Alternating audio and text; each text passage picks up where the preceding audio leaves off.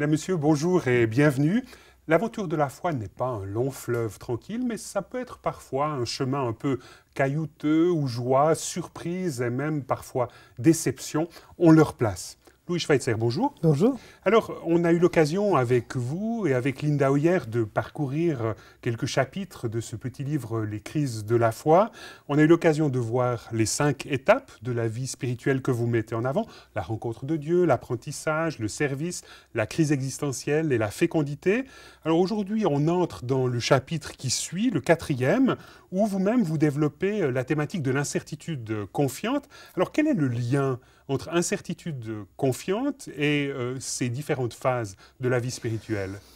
Il me semble qu'au fur et à mesure de la vie spirituelle, on arrive souvent dans une situation assez confortable où on est rempli de certitudes. Alors ça dépend des milieux, ça dépend des gens aussi, et où on sait que Dieu va se comporter de telle manière, puisque nous nous comportons de telle manière, et que voilà, on sait comment est Dieu. Dieu veut toujours que ça se passe comme ça. Dieu nous a bénis jusque-là, donc il va continuer, etc. Et puis arrive un moment, ça c'est la crise dont vous avez parlé récemment, où justement les choses ne marchent plus, où on ne reconnaît plus Dieu, où les choses qui ne devaient pas arriver arrivent, où l'absurde quelquefois, sous une forme ou sous une autre, et quelquefois même dans le ministère, dans ce qui concerne directement Dieu, a priori, comme si Dieu ne prenait plus soin de ses intérêts tels que nous les imaginons en tout cas, et où tout s'écroule. Et donc tout ce qui était nos certitudes bien rassurantes, disparaissent. Reste à voir ce qu'on va faire avec cette absence de certitude. Donc là, c'est effectivement le thème de l'incertitude Oui. confiante. Et vous la rattachez, cette incertitude confiante, à la figure très connue d'Abraham.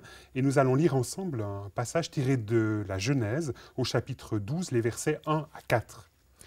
Le Seigneur dit à Abraham, « Va-t'en de ton pays, du lieu de tes origines et de la maison de ton père, vers le pays que je te montrerai.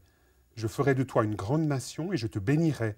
Je rendrai ton nom grand et tu seras une bénédiction. Je bénirai ceux qui te béniront.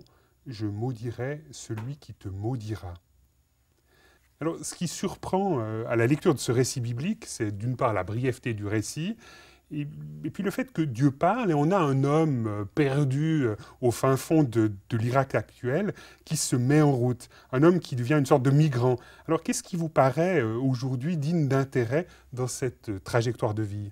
Alors, ce que je trouve intéressant dans cette incertitude confiante, c'est que pour nous, il nous faut malheureusement souvent un épisode difficile pour entrer là-dedans. Justement, je vous parlais des certitudes qui s'écroulent. Le problème, c'est que nous nous rendons compte, me semble-t-il après coup, que ce à quoi nous n'avons accédé que par une crise, une difficulté, etc., en fait est une situation assez normale de foi.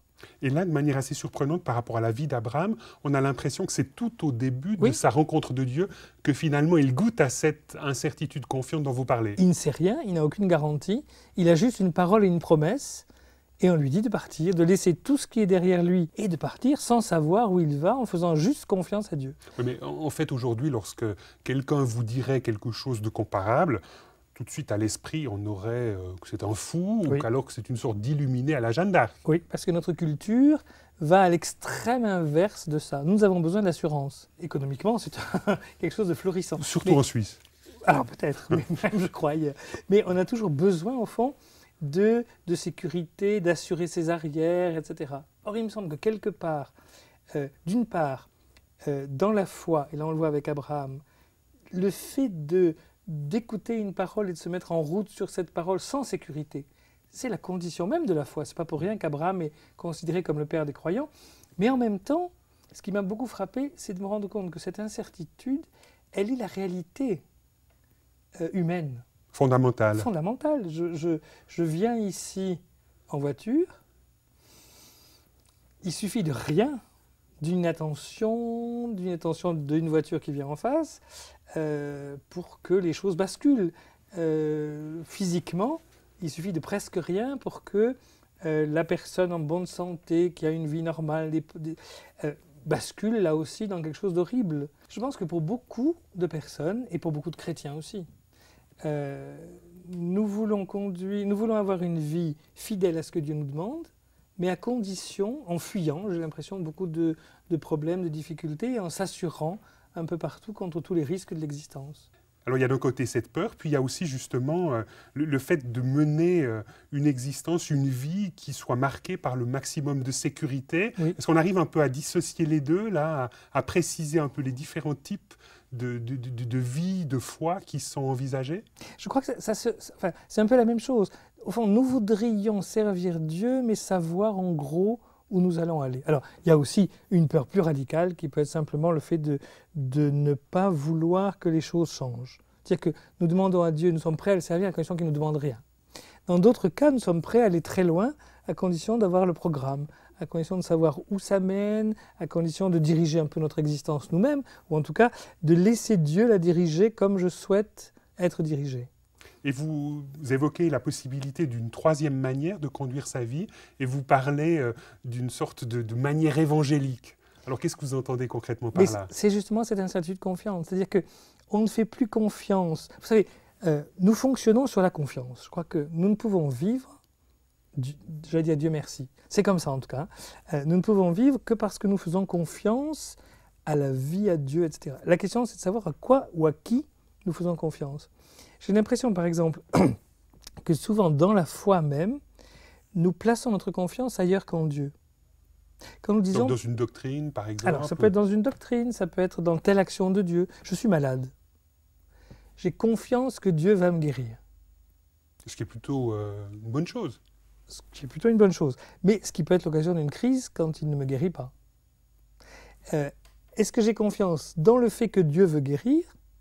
Mais ça reste toujours une parole, ça reste quelque chose de flou. Je n'en sais rien au fond.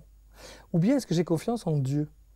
Et pour moi, la foi au sens radical du terme, c'est faire confiance en Dieu, c'est faire confiance en l'amour de Dieu. Mais beaucoup d'autres sécurités, beaucoup d'autres certitudes, au fond, disparaissent parce que je n'en sais rien. Est-ce que Dieu peut guérir? Oui, je n'en doute pas. Est-ce que Dieu veut guérir? Je n'en sais rien. Et si je dis, a priori, j'ai reçu une parole, ou si tel ami, prophétiquement, ou je ne sais pas, m'a donné une parole, ou est-ce que j'ai trouvé une parole dans la Bible? Je pourrais toujours me dire, au fond, il m'a dit ça, mais pourquoi m'a-t-il dit ça? Est-ce que c'est le Saint-Esprit qui lui a fait dire ça, ou est-ce que c'est sa bienveillance à mon égard qui lui fait dire ça? Si je suis frappé par une parole dans l'Écriture, je sais qu'il y a quelques versets plus loin, ou quelques pages plus loin, d'autres paroles que je n'ai pas choisies, mais qui auraient pu aussi. Donc, il me semble que la véritable foi, et je crois que c'est celle d'Abraham, c'est celle qui fait confiance à Dieu, quelles que soient les circonstances. Mais c'est assez redoutable parce que finalement, c'est une sorte de destruction de toutes les sécurités que l'on pourrait avoir envisagées, qu'elles soient même au niveau de la foi chrétienne, au niveau de certaines doctrines, mais on peut penser aussi à tout ce qui est bien matériel, à tout ce qui est carrière professionnelle, statut, etc., qui, quand même, dans la constitution de notre identité, sont souvent des éléments sur lesquels on construit. Bien sûr. C'est bien pour ça que très souvent cette incertitude surgit à cause d'un problème, parce que nous n'avons aucune envie. Mais quand il me semble que Paul est un bon exemple quand il dit « j'ai appris à me contenter de la situation dans laquelle je suis, j'ai appris à être dans l'abondance et être dans le manque ». Et au fond, voilà, il accepte, parce qu'il a une confiance radicale dans le Christ. Et donc, à cause de ça, il sait que Dieu va le conduire sur des chemins quelquefois très confortables. Il va se réjouir et rendre grâce à Dieu pour ces chemins confortables, d'autres des chemins très peu confortables. Mais il me semble qu'il y a au-delà du chemin une confiance radicale en Dieu lui-même, en son amour, qui ne dépend pas des conditions extérieures. Est-ce que pour vous, personnellement, atteindre cette conscience de l'incertitude confiante a été quelque chose de facile à découvrir, à pratiquer? Je crois que c'est jamais facile à découvrir, parce que justement on n'en a pas envie. Et en général on le découvre à cause de quelque chose. On le découvre en général quand quelque chose ne marche pas. Hein, quand les sécurités disparaissent ou quand les certitudes s'ébranlent, alors on se rend compte de ça. Mais après, est-ce que c'est... En même temps, ça a aussi, si j'ose dire, un bon côté. Parce que je crois que ça donne à la fois une liberté plus grande, et puis on se rend compte aussi que d'une certaine manière le monde devient plus léger. Qu'est-ce que vous avez dû abandonner pour entrer dans cette incertitude confiante? Oui, ça c'est toujours un peu de la confession qui irait un peu au-delà, mais il me semble que le danger, par exemple, si vous passez par un deuil, ou si vous passez par une crise existentielle grave, En général, ce que vous aviez prévu, envisagé, ce que vous aviez imaginé pour l'avenir, peut-être pour le ministère, finalement disparaît d'une certaine manière, parce que les certitudes qui étaient les vôtres n'ont plus lieu d'être. Et forcément, il me semble que ça remet en cause beaucoup de choses. Alors, des choses positives et négatives. Le côté négatif, c'est l'absence de sécurité. On se retrouve un peu comme dans le vide. Et on a peur souvent de ce vide. Bien sûr, on n'a pas du tout envie. C'est bien pour ça qu'on a besoin d'y être amené d'une certaine manière. Mais en même temps, il y a aussi une dimension de liberté. On s'aperçoit que des choses qui nous paraissaient contraignantes avant ne le sont plus. C'est tellement courant. La plupart des gens ont besoin d'être sûrs qu'à certains endroits, on a besoin d'eux et qui sont indispensables. Et puis, il suffit qu'ils aient un problème de santé. Ils ne sont plus là. Le monde continue à tourner et en général, le ministère qui était là, oui, et peut-être même mieux parce qu'on a besoin de renouvellement. Et donc, on s'aperçoit que des endroits où on croyait être indispensables ou des choses qui dans notre vie étaient indispensables ne le sont plus. Et d'une certaine manière, je crois que ça donne aussi une certaine liberté, liberté de la foi, justement. Cela dit, je crois vraiment par expérience qu'il ne faut pas croire qu'une fois qu'on a vécu ça, on est dans cette liberté, dans cette certitude confiante et on y reste. La pesanteur nous fait retrouver des marques, des sécurités. Et je crois qu'il y aura probablement à recommencer. Donc ce n'est pas une sorte de condition qui serait réservée à une élite. Non. On aurait atteint ce statut et on y resterait pour l'éternité. D'une part, je crois que ça peut être donné malheureusement ou heureusement, je ne sais pas, à n'importe qui. Et d'autre part, on n'y reste pas.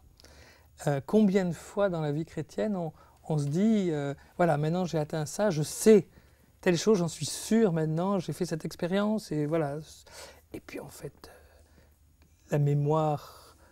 combien de fois, par exemple, vous avez une expérience de Dieu forte, et vous dites, là maintenant, je sais, je peux me bâtir là-dessus. Et puis avec le temps, elle commence à s'estomper doucement, on se rappelle, mais après tout, est-ce que c'était vraiment sérieux? Est-ce que c'était une illusion?